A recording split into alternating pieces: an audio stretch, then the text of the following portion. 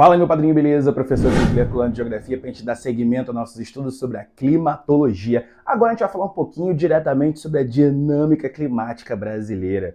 Esse conteúdo é um conteúdo muito legal. Agora a gente vai tratar das massas de ar e também dos tipos de chuvas. E como eu sempre falo, se você caiu agora aqui de paraquedas nesse vídeo, se você não está seguindo a ordem correta, é importante que você entenda o que a gente falou nos vídeos anteriores. Então, bora lá! Ver o que a gente falou nos vídeos anteriores? Pois bem, além de a gente já ter falado dos elementos, dos fatores climáticos, que são muito importantes, inclusive as massas de ar são um dos exemplos dos fatores climáticos, no último vídeo que vai dar sequência nesse daqui, nós falamos sobre a circulação atmosférica. E quando a gente fala de circulação atmosférica, de circulação do ar, a gente vai ver alguns pontos que são de extrema importância que vão ser abordados no vídeo de agora. Uma delas é o sentido do deslocamento dos ventos, que sempre vai ser das áreas de alta pressão para as áreas de baixa pressão. No planeta, a gente viu que a área principal vai ser a zona intertropical, aonde a alta pressão, as áreas anticiclonais, se perfazem nos trópicos e a área de baixa pressão vai ser na linha do Equador.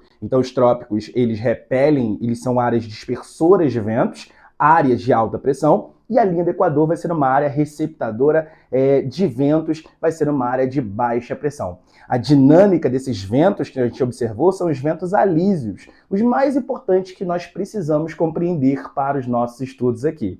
E vale ressaltar que essa dinâmica dos ventos alísios provoca uma importante área, um importante sistema de baixa pressão que nós temos aqui, que vai ser a zona de convergência intertropical, a área onde ocorre o encontro desses ventos alísios, que vai proporcionar chuvas convectivas, às imediações da linha do Equador. Bom, agora que você pegou a ideia de tudo que a gente falou nos vídeos anteriores, a gente entra nesse daqui falando sobre as massas de ar. Bom, o que são massas de ar, gente? Massas de ar são grandes volumes de ar que se deslocam pela superfície. É claro que você olha para essa definição e fala, eu sei, massa de ar vai ser um volume de ar que se desloca.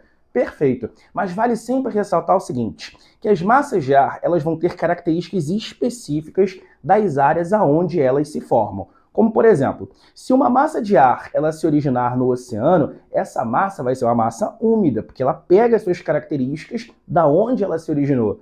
E uma massa úmida, quando atinge determinada área, ela vai provocar umidade nessa determinada área onde ela atinge. Então ela sai de uma área, adquirindo a sua característica, e interfere em toda uma área para onde ela irá se destinar. Um outro exemplo é uma massa que se origina dentro do continente. A realidade dessa massa é de ser uma massa seca, porque sofre com os efeitos da continentalidade. E dessa forma, essa massa, quando ela for interferir em uma outra área, vai causar períodos muito mais secos. Um outro exemplo é quando a massa ela se origina nos polos. Ela vai se deslocar e ela vai causar a sua diminuição da temperatura nas áreas aonde irá interferir. Porque ela foi originada nos polos, ela é uma massa muito fria e fatalmente ela vai levar essa característica para essas novas áreas. E se uma massa ela for originada próximas imediações da zona intertropical, vai ser uma massa quente, vai causar toda essa interferência de calor nas áreas aonde ela for se direcionar, entende?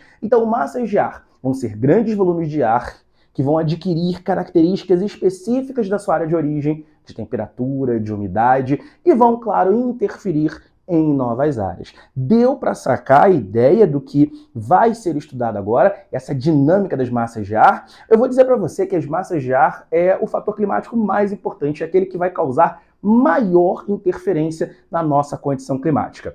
No caso do Brasil, o nosso território, por estar na zona intertropical, grande parte dele, tem que lembrar que a região sul do Brasil não está nessa zona intertropical, a gente vai ter aqui o predomínio de massas que são quentes. Aqui no Brasil, nós vamos ter o predomínio de massas quentes. E, no geral, nós vamos ver que a característica ao longo do ano do Brasil vai ser de calor em função disso. Mas teremos uma massa em específico que vai vir para bagunçar com toda a nossa estrutura temporal, que vai ser uma massa que chega até aqui, porém que é originada numa área um pouco mais fria. Então, ao todo, nós vamos estudar 5 importantes massas de ar no Brasil e também associá-las aos tipos de chuva presentes no nosso território. Ok? Tá pegando a fita? Então vem aqui comigo para a gente estudar a primeira massa de ar. Nós vamos falar da massa equatorial atlântica. Olha só, A sigla da Massa Equatorial Atlântica, a MEA. Primeira coisa que tem que saber é a sua área de atuação. Aonde que a MEA ela vai atuar? Massa Equatorial Atlântica. Olha aqui o meu desenho. Eu tenho aqui a MEA atuando em duas regiões. Na região norte, aqui ó, no estado do Pará e no estado do Amapá, e também na região nordeste. Eu estou falando aqui de Maranhão, de Piauí, de Ceará, do Rio Grande do Norte. Então vamos regionalizar? Vamos dar uma maior precisão para onde ela vai atuar? Aqui, ó, ela atua no litoral do norte e também no litoral da região nordeste. Show de bola! Ela vai se prender às áreas litorâneas dessas duas importantes regiões. Tome nota, né? Muita gente confunde. Professor, litoral da região norte? Região norte tem litoral?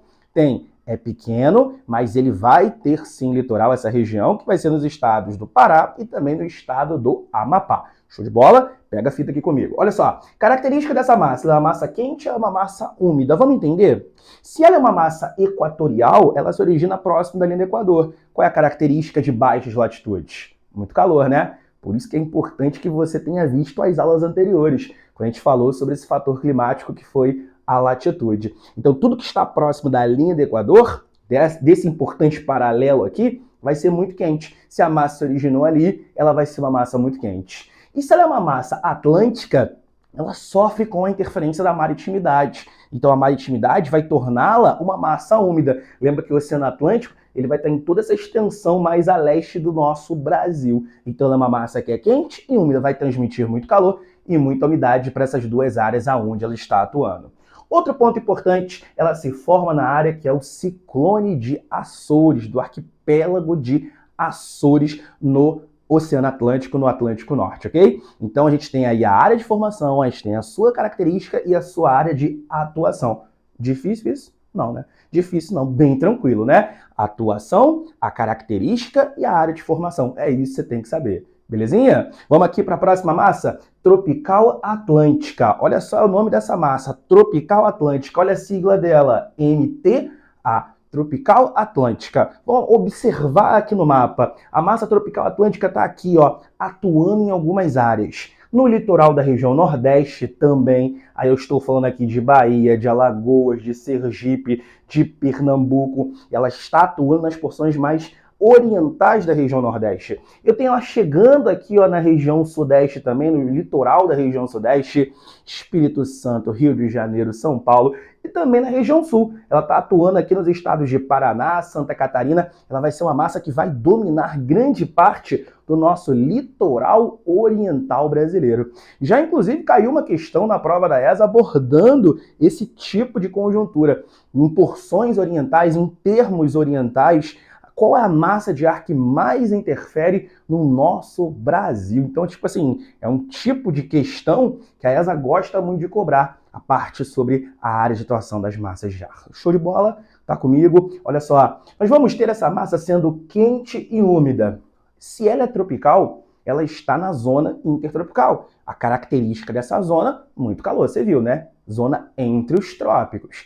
E ela vai ser úmida também por ser uma massa que vai estar se originando dentro do Oceano Atlântico. Então é muito importante você entender que nas áreas litorâneas, essa massa vai causar muito calor e muita umidade, ok? Agora temos um ponto muito importante que a gente tem que falar sobre a massa tropical atlântica. Olha aqui, ó. Ela penetra nos planaltos do Sudeste e também do Nordeste, provocando as chuvas orográficas. Primeiro vamos entender quais são esses planaltos. Se você viu a aula de relevo, tem um ponto importantíssimo que a gente tem que fazer uma interação aqui, que é para você visualizar um planalto muito importante, segundo o Haroldo de Azevedo e o Aziz Absaber, que vai ser o Planalto Atlântico. Eu vou pegar minha canetinha aqui para você poder visualizar. E aqui, ó, no Brasil, em toda essa extensão aqui oriental do território, eu tenho uma série de planaltos. No Nordeste, eu vou dar o destaque aqui para o Planalto da Borborema, muito embora eu tenha outros planaltos também que vão estar nessa área, que vai ser ao longo da faixa que nós chamamos de agreste. E já no Sudeste, pegando do Espírito Santo até o estado de São Paulo, passando pelo Rio de Janeiro e Minas Gerais, eu vou ter a extensão da minha Serra do Mar, com uma série de relevos de mares de morro, relevos arredondados, você viu na aula de relevo isso, que vão fazer esse grande paredão escarpado aqui em toda essa extensão oriental do Brasil. Então eu tenho uma série de planaltos, eles sucedendo-se nessa área aqui do território. Beleza, mas o que essa massa de ar vai ter a ver com esses planaltos? Olha para mim aqui, ó. Quando essa massa de ar encontra esses planaltos, ela vai ter que ultrapassá-los fazendo um movimento de subida, um movimento ascensional. E é aí que vai ser originada uma importante chuva que a gente vai chamar de chuva orográfica ou chuva de relevo. Vamos ver aqui ó, o que é uma chuva orográfica? A chuva orográfica ocorre no contato da massa úmida com o relevo. Chuva orográfica ocorre no contato da umidade com o relevo. Então, o que está acontecendo aqui, gente? Eu vou ter a minha MTA, aqui se originando no oceano, e essa MTA vai soprar umidade para o meu continente, correto? Então, o ar úmido ele vem avançando para o continente. Quando ele chega e encontra aqui esse conjunto de serras, essa umidade ela vai ser levada para cima por meio do processo de ascensão do ar. Então, o ar ele vai tentar subir e fatalmente vai levar a umidade. Qual que é o grande lance aqui para acontecer essa chuva? É que quando a umidade ela sobe, quando a umidade ela é levada para cima, o ar se resfria. Quanto mais você sobe, menos calor você tem. E aí essa umidade irá se condensar e se transformar em chuva. E aí, consequentemente, vai cair essas chuvas aqui, ó, nessas áreas dos meus planaltos. Então eu vou ter essas chuvas sendo provocadas exatamente por conta da presença do relevo. O nome disso, chuvas orográficas, chuvas de relevo. Essas áreas onde as chuvas ocorrem vão ser chamadas de áreas de barlavento. Vai aparecer a definição aqui embaixo. Barlavento é a área onde as chuvas ocorrem, são áreas úmidas. Porém, gente, você tem que entender que o ar ele continua. Quando ele passa pelo relevo, ele vai continuar e ultrapassar cada vez mais. Ok. Só que quando esse ar ele atinge as áreas posteriores do relevo, esse ar já não está mais um ar úmido. E vai provocar em todas essas áreas um período muito longo de secas, que nós vamos chamar de áreas de sotavento. Sotavento são as áreas onde o ar, quando a atinge, não está mais úmido. São áreas que vão ser secas em função, é claro, dessas chuvas terem sido provocadas nas áreas de barlavento. Deu para entender aqui a ideia? Isso mostra muito como que é a dinâmica do sertão nordestino. Em função desses planaltos estarem localizados aqui, essa MTA e também a MA, quando tenta avançar para o interior, ela perde chuva em toda essa série de planaltos. Quando avança para o interior, essa área aqui já está uma área seca. Por isso que o sertão nordestino vai ter aquela característica de um clima muito semiárido, um clima que chove muito pouco, com chuvas irregulares ao longo de todo o ano. Deu para entender essa lógica? E isso também ocorre no Sudeste, tá, gente? Quando essa massa ultrapassa esses planaltos, toda essa área daqui vai ser uma área que também vai ser atingida por ventos secos. E aí o Demetrio Magnoli, que é um dos caras que vão ser a referência da nossa bibliografia, ele vai dizer que a MTA é basicamente uma massa seca, ok? Porque quando ela atinge o Brasil, ela vai provocar umidade no litoral, porém no interior ela vai atingir de uma forma onde o vento ele já está com muito menos umidade. Deu para entender, então, que são chuvas orográficas? Então, por isso que eu escrevi aqui, ó, penetra nos planaltos do Sudeste e Nordeste, provocando as chuvas orográficas, formando as áreas de barlavento, de chuvas, e áreas de sotavento, que são áreas secas.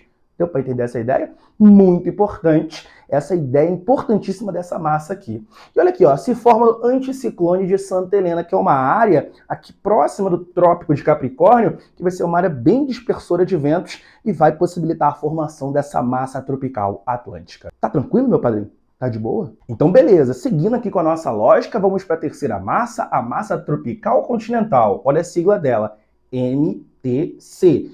Olha a sua área de atuação. Ela atua no interior da região sul do Brasil e também na região centro-oeste, nas porções mais ocidentais do Brasil. Eu já afirmo para você que a massa tropical continental é a massa que menos tem relevância no Brasil. Mas a gente tem que estudá-la sim, ok? Ela é uma massa que vai ser muito quente, porque ela é uma massa tropical, só que ela vai ser a única massa do Brasil que não é úmida. Ela vai ser uma massa seca. Anota isso. A MTC, tropical continental, é a única massa que atua no Brasil que não é uma massa úmida. E você sabe que ela é uma massa seca porque ela é uma massa que sofre o efeito da continentalidade, ou seja, ela torna o ar, a característica do ar nessa região, uma característica de um ar bem mais seco. Então ela atua no interior da região sul, estou falando aqui do estado do Paraná, Santa Catarina, Rio Grande do Sul, e também aqui na região centro-oeste, Mato Grosso do Sul. Isso é muito relevante. Agora, olha para mim aqui, ó. Essa massa se forma na depressão do Chaco. Eu vou dar aqui uma ênfase nessa depressão do Chaco, que vai ser o Chaco paraguaio, porque temos uma divergência entre o Demetrio Magnoli e a Lígia Terra. Um chama o Chaco paraguaio de planície e o outro chama o Chaco paraguaio de depressão. Para a gente aqui, pouco importa isso, que você vai ter que saber que essa massa se origina no Chaco paraguaio, beleza? Que é uma área que vai ficar entre a nossa Cordilheira dos Andes e o nosso Planalto brasileiro. Vai ser uma área que vai estar entre planaltos e por isso que o nome seria correto, depressão. Mas quando ela atua no Brasil, ela vai atuar sobretudo na planície do Pantanal. Então por isso pode ter rolado essa pequena divergência. Tá comigo? Tá beleza? Vamos para a próxima? Equatorial continental ou MEC. Essa daqui eu vou fazer um asterisco porque é a massa mais importante do Brasil. A MEC vai ser a massa mais importante do Brasil. Vamos entender como é que é a MEC? Primeira coisa, gente, a gente vai ter que entender que ela atua em todo o Brasil. A MEC atua em todo o Brasil. Agora, dependendo da estação. Eu tenho estação do ano onde a MEC é muito intensa e eu tenho estação do ano onde a MEC é menos intensa. Então, dependendo da estação do ano, a gente vai ver que ela vai atuar em grande parte do Brasil ou não. Isso é muito relevante. Vamos entender como é que funciona a MEC? Primeira questão, ela vai ser uma massa quente e úmida. E aqui é o maior ponto que as pessoas confundem. Professor, a massa equatorial continental vai ser uma massa úmida? Por que ela não seria uma massa seca? A gente tem que lembrar, primeiramente, da ideia dos ventos alísios, correto? Você lembra que toda essa área próxima aqui da minha linha do Equador é uma área de encontro de ventos alísios? Você lembra que esses ventos alísios levam umidade para essa região, formando a zecite? Então a gente vai ter chuvas constantes nessa região. E além de nós termos a zecite, nós também temos a presença da floresta amazônica e da bacia hidrográfica do Amazonas. A floresta amazônica vai produzir muita umidade por meio da evapotranspiração. E a bacia hidrográfica do Amazonas vai fazer um processo intenso de evaporação também por conta desses rios, né, estarem constantemente sofrendo com temperaturas muito elevadas. Então, gente, umidade na Amazônia não vai faltar.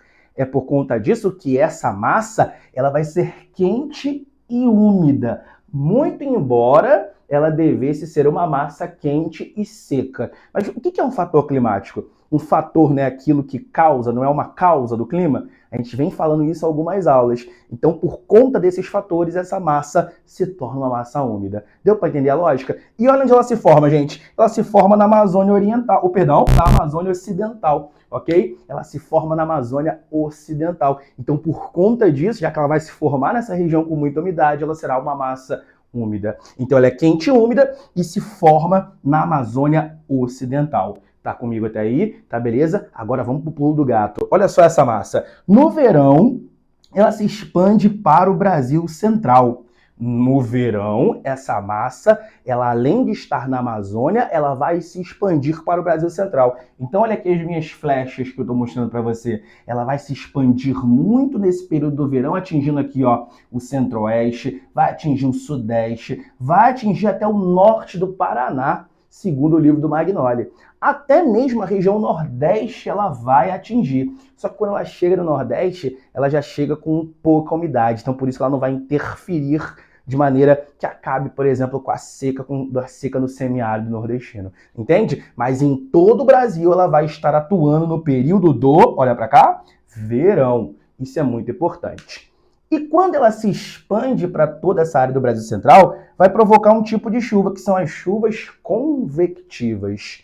E aí você me pergunta, professor, o que são chuvas convectivas mesmo? Bom, chuva convectiva, como já explicamos em outro vídeo, vai ser aquela chuva que ocorre a partir da subida do ar quente e úmido na atmosfera. A chuva convectiva, de convecção, ela é resultado desse próprio movimento convectivo do ar. O ar quente tende a subir por ele ser mais leve e o ar frio tende a descer por ele ser mais denso. Ora, se eu tenho aqui uma área de muito calor, constantemente o vento está, sendo levado lá para cima. E aí esse vento pega toda a umidade e leva essa umidade cada vez mais para cima. Quando essa umidade chega lá em cima, ela vai se condensar, porque o ar fica mais frio, e fatalmente originar essas chuvas, que nós chamamos de chuvas oriundas do processo de convecção. Temos um outro nome importante para essas chuvas, que são as chuvas torrenciais. É a mesma coisa. Torrencial dá aquela ideia de que é uma chuva rápida, de que é uma chuva pesada. É aquela chuvinha que a gente chama de chuva de verão, saca? Chove pra caraca, mas chove por um pequeno espaço, por um curto espaço, e depois tende a passar. Quando passa, fica mó calorzão, né? Começa a subir muito calor ali do chão. Praticamente não muda a temperatura, mas a chuva ela acontece por conta da elevada umidade relativa do ar. Deu para pegar aqui a fita? Então, quando essa massa que é quente e úmida, ela se desloca pelo Brasil Central, ela vai proporcionar esses aguaceiros de verão, essa grande quantidade de chuvas convectivas que vai acontecer aqui no território do Brasil. Entretanto, olha para mim aqui, no inverno nós temos uma outra dinâmica. Essa massa diminui a sua atuação apenas na Amazônia. Então, no verão ela fica grandona, boladona, mas chega no inverno aqui, ela fica pequenininha, ela se retrai. A sua ação ela fica mais atenuada. Nós vamos perceber que ela vai apenas se concentrar na Amazônia. Então, no inverno, essa massa fica pequenininha e não traz umidade para o Brasil Central. Isso é muito relevante. Já já eu vou te explicar o porquê que essa massa ela vai se retrair no período do inverno. Pegou a ideia da MEC, pegou a ideia dessa característica dessa massa de ar, e agora você já sabe o porquê que na Amazônia tem aquela ideia de que aqui na Amazônia chove todo dia. É por conta da atuação da MEC em todos os momentos do ano. Para a gente encerrar as massas de ar, eu tenho aqui a minha massa polar atlântica. Também pode vir com a sigla PA ou MPA, massa polar atlântica. O nome dela já ajuda a gente a entender o que vai acontecer no Brasil. A massa polar atlântica vai atuar no Brasil? Você me pergunta. Sim, ela vai atuar no Brasil. E agora a gente tem que saber o seguinte, que é uma massa polar, porém do Polo Sul, ok? Porque temos também massas polares do Polo Norte. Você sabe que o Brasil ele é um país que vai estar em grande parte do seu território no hemisfério sul. Então vale a pena a gente sempre estar ressaltando isso. É a massa polar do Atlântico Sul. Beleza, vem aqui comigo. Essa massa pode atuar em todo o Brasil, dependendo também da estação do ano. Assim como a MEC, a MPA vai atuar mais ou menos dependendo da estação do ano. Ok.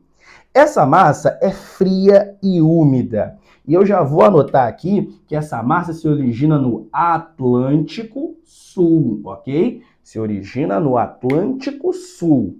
Isso a gente tem que sempre estar lembrando. Ela vai ser a única massa fria que atua no Brasil. Vale a pena você anotar. A massa polar atlântica vai ser a única massa fria que atua no Brasil, ok? Porque essa massa não se origina no Brasil. Ela vai se originar em áreas de altas latitudes, se deslocar aqui para o Brasil, que é uma área de baixas latitudes. E aí essa massa, mano, vai bagunçar com toda a nossa questão temporal que temos aqui. Ela vai trazer uma característica bem diferente da que temos originalmente aqui no Brasil. Isso aí vale sempre estar ressaltando. Mas essa massa avança no inverno, principalmente no inverno. No inverno, essa massa ela fica grandona e ela chega no Brasil. Professor, mas e no verão ela também atua? Ela também atua, mas ela não consegue dominar todo o Brasil no verão. Porque quem é que está dominando o Brasil no verão? Não é a MEC? Que está vindo aqui no Brasil em grande parte do território no verão? Beleza, mas no inverno a MPA fica muito grande. E quem é que fica pequena no inverno? A MEC. Lembra que no inverno a MEC vai ter a sua ação restrita na Amazônia, então você pegou essa fita. Uma vai ficar grande um momento, enquanto a outra fica pequena. Trocou a estação do ano, essa que estava grande fica pequena, a que estava pequena fica grande. Meu Deus do céu, agora eu peguei e me embolei aqui na ideia, mas com certeza fez sentido nesse vídeo. Volte quantas vezes for necessário. Então o que você tem que lembrar? É que no inverno a massa polar avança pelo Brasil. Tá comigo? Belezinha. 3 consequências a MPA pode causar. E essas 3 setinhas aqui é justamente para poder mostrar para você essas consequências. Primeira consequência, neve e geadas na Serra Gaúcha. Neve e geadas na Serra Gaúcha. Essa massa é polar, ela é fria. Se ela está chegando aqui no Brasil, ela está causando a diminuição da temperatura. Aqui na região sul, além de estar mais distante da linha do Equador, o Rio Grande do Sul, eu vou ter também altitudes. Na Serra Gaúcha, além de eu estar distante da linha do Equador, a altitude faz o quê? Ficar frio. Então, Gramado, por exemplo, fica maravilhoso. Aquele importante fenômeno da precipitação em neve e também a formação de geadas, que é quando o solo ele vai ficando ali tomado por conta desse gelo, né? Não que congele o solo, mas fica tomado por aquele gelo bonitinho, maravilhoso. É o tipo de fenômeno que vai acontecer na região sul, na Serra Gaúcha também. Eu vou ter o segundo exemplo da atuação da MPA, o seguinte: chuvas frontais na região nordeste. Opa, professor, não sei o que é chuva frontal. Vem aqui comigo. A chuva frontal vai ser aquela que ocorre a partir do encontro de uma massa fria e uma massa quente. Chuva frontal vai ser aquela chuva de frente, ok? Chuva de frente quente com chuva de frente fria. Massa quente com massa fria. Pum! Acabou. Fez a chuva frontal. Ela só ocorre, essa chuva frontal, quando há o avanço do MPA. Então, quando essa massa fria encontra essa massa quente, provoca aqui no litoral nordestino a intensificação de chuvas frontais. É diferente da convectiva, por quê? Porque a chuva frontal não vai ser aquela chuva rápida, vai ser aquela chuva mais duradoura, que dura 1, 2, 3 dias, entende? E aquela chuva que, além de estar acontecendo, a temperatura aqui dá uma diminuída, diferentemente da chuva convectiva, que chove e ainda fica muito quente, ok? Pegou essa fita? Então a chuva frontal vai ser aquela chuva que vai ser originada a partir do encontro de 2 massas com diferentes características. Isso ocorre no litoral do Nordeste. Professor, mas não acontece no Sudeste também, não? Sim, também acontece no Sudeste. Mas aqui a gente está dando uma atenção especial para o inverno. Isso pode acontecer, as chuvas frontais, no Sul e no Sudeste, também no verão. Se você mora no Sudeste, você sabe, de vez em quando tá quente pra caraca, do nada a temperatura cai. É um exemplo de uma chuva frontal. E também exemplo de frentes frias. Toda vez que essa MPA avança para o Brasil, ela vai causar essas frentes frias, porque ela traz o frio consigo. Sacou? E aí muita gente me pergunta, mas professor, e o que causa as frentes quentes? As frentes quentes elas vão acontecer em todo momento do Brasil. Até porque o Brasil é dominado por massas quentes, correto? Então, cada uma dessas massas aqui quentes vão causar no Brasil as frentes quentes. Isso vale a pena a gente sempre estar ressaltando. Agora, para a gente encerrar, a gente vai falar da friagem que ocorre na Amazônia.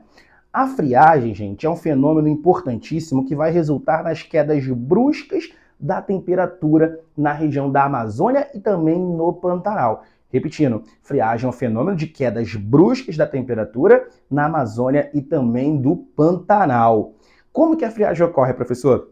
Quando a MPA avança pelo Brasil pelas planícies do interior, e eu falo aqui da planície do Pantanal e depois na planície amazônica, essa massa vai causando quedas na temperatura. E essas quedas elas se acentuam tanto que a gente vai dar esse nome de friagem. E muita gente se pergunta, pô, professor, friagem é a mesma coisa que frente fria? É a mesma coisa que frente fria. Só que como isso ocorre lá na região da Amazônia com pouca mesmo quantidade, não é uma parada muito corriqueira, a gente vai dizer que isso é um fenômeno. A friagem é um fenômeno que ocorre muito raramente, saca? Podemos ter até 3, 4 friagens, em média, por ano. Mas simplesmente pode ter ano que não tem friagem, entende? Então, quando essa massa consegue se emaranhar aqui pelo interior do Brasil, chegar na Amazônia e baixar as temperaturas, tanto na Amazônia quanto no Pantanal, a gente vai dizer que é o fenômeno da friagem. Olha uma questãozinha da ESA para você visualizar aí como que foi cobrado, né? Olha só, falando sobre o avanço da massa polar, até o Centro-Oeste, a gente está falando do Pantanal, e também a Amazônia. Você está vendo aí qual é o nome do fenômeno, você percebe que na opção tem a opção da frente fria também, mas como é na Amazônia e no Pantanal, a gente chama de friagem. Pegou essa ideia? Pegou essa fita? Bom, eu espero que você tenha então entendido. Eu não sou muito de pedir like, não sou muito de pedir comentário, não sou muito disso não. Mas se você gostou, me ajuda aí, ó. Coloca um like aí para nós, que a gente vai saber que a gente está no caminho certo. Se você não gostou, você comenta também. Pô, eu não entendi nada, entendeu? Então você faça outro vídeo ou melhore aí a sua explicação. A gente pega e melhora, porque humildade é sempre importante. O quadro vai ficar aqui contigo. Fica aí com a gente. Tamo junto. Grande abraço.